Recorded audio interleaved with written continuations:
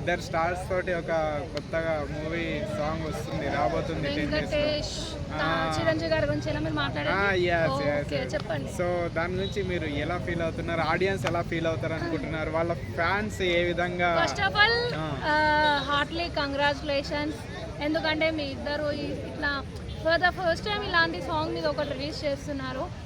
ఇప్పుడు ఈ అన్ని మూవీస్ ఇన్ని ఇయర్స్ చూసుకుంటే ఓవరాల్గా మీ ఇద్దరు ఏ కాంబినేషన్లో కూడా రాలేరు నాకు తెలిసినంత వరకు.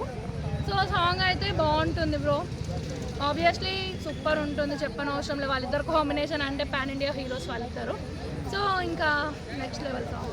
అంటే ఇప్పుడు వెంకటేష్ గారికి డ్యాన్స్ అంతంత మాత్రం, చిరంజీవి గారు చించి పడేస్తారు, మెగాస్టార్ గారు. అలా ఏం లేదండి, వాళ్ళిద్దరూ ఈక్వల్గా ఆడతాడు.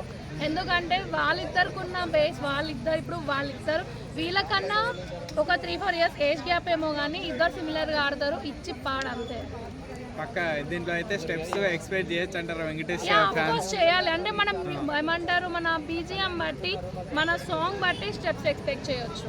అంటే లైక్ కూర్చొని తింటున్న లైక్ ఉంటాయి కదా కొన్ని మూమెంట్స్, దానికి వాళ్ళు ఇచ్చే పర్ఫార్మ్. ఇప్పుడు మన ఇది ఉంది కదా, ఈ సాంగ్ ఏంది నయనతారతో రిలీజ్ అయింది. ఇప్పుడు ఆ సాంగ్ గురించి ఏమంటున్నారు, స్టెప్స్ రాలేవు, ఏం రాలేవు, చేయలేకపోతుండు అని ఒక కాంట్రవర్సీ క్రియేట్ అయింది.